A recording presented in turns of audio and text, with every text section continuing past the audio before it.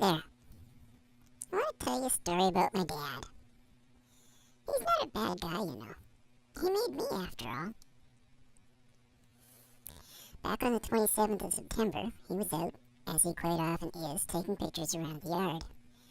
He had talked about feeling like a cold was coming on for the last week, and that day he said it felt like it finally got here. While it was a nice day, he was frozen.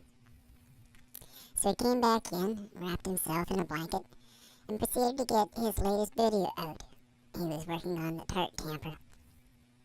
While it was uploading, he went to bed, fully dressed with a duvet and a blanket, and then the furball Merlin went and sat on top of all that, and Dad was still shivering and shaking. After a while, he would be too hot, so everything had to go. Poor furball.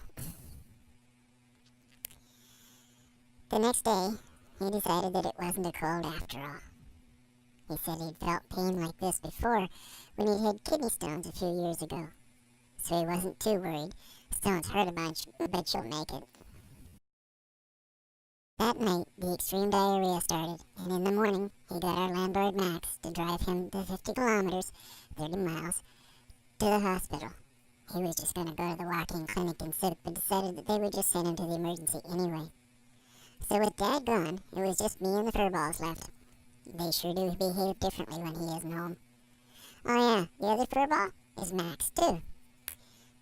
Dad had arranged to have Max, the landlord, not the furball, come in and put food down for them and clean out the litter box. Cedar bears are much more independent than cats. Well, the next day, when Max, the landlord, went to the hospital to see Dad, he brought me with him. And boy, did Dad look awful. He had tubes stuck out everywhere, and bandages, and I think he was looking skinny. I found out that when he had come in, they asked him a bunch of questions and sent him for a CT scan. That showed that he didn't have kidney stones, but that in fact he had a tumor the size of a softball growing in his colon. And what was worse was the tumor had perforated the bowel and finding an easier path, everything was going that way. So they sent him off for surgery. Not bad service. He got in there at 10:30 a.m. and was being surgered by 6:30 p.m. So when I saw him, he had a whole row of staples up his belly that looked 6 miles long. Funny, figures of speech don't get metricized. In general, he was looking rather like a wet noodle. He was in a 4-bed ward and had some of the cutest nurses to look after him. I guess there was one male nurse who wasn't bad looking, but from my perspective, not what I would call cute. But they all looked after Dad really well. They even gave him a buzzer button so that if he needed them, they would come running. He was urged to get up and try to walk a bit on the very first day. I think I might have told him to hold off for a bit, but with the help of 2 physiotherapists, he made one trip around the halls and then back to his bed. Nap time wasn't far behind. As I think he might have been a little scared, don't tell him I said so, he started talking to his roommates and finding out what their problems were. His own, while still obvious, were put in the background, and I think that helped him.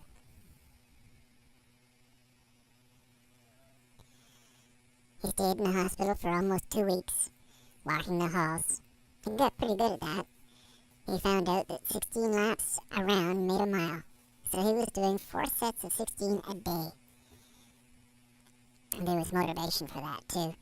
When you have surgery on your bowels like that, it takes a while for everything to get working again properly.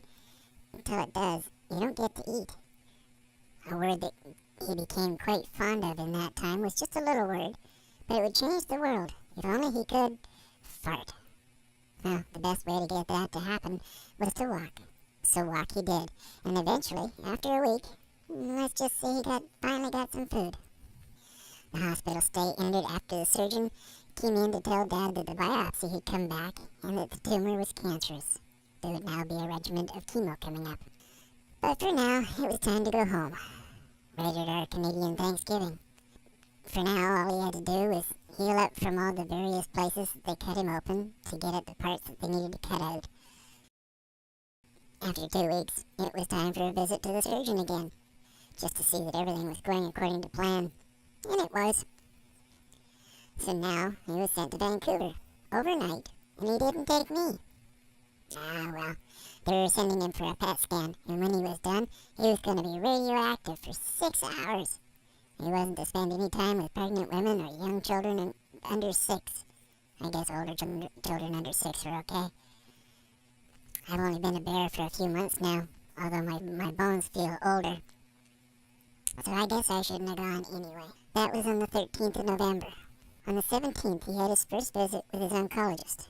This Dr. Saltman had all the data from the PET scan, so now they talked about all the different ways that it could be done. I think Dad didn't really care what they did, just that they did what they thought was best. They were, after all, the ones that went to school to be where they are. The decision that they came to was to use an IV chemo every 2 weeks. But for that, he was going to have something called a portacath installed in his upper chest. This was so they wouldn't burn out smaller veins. Well, he went and had that done yesterday. It looked like he was going to have to stay in Victoria overnight, but the appointment got moved up by a couple hours, and he made it home again the same day. There he was, all bandaged up again, all up his throat this time.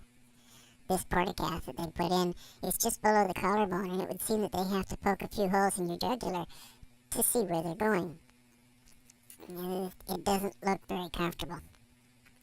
So now he's all set for the next part of his journey. Want to have more to fill you in on? I will. I guess seeing as the furballs who don't use words as well as I do, and who spend a good deal of time with Dad, he is their dad too, which always made me wonder. So I will say goodbye from Max, and from Merlin, and from me. Bye now.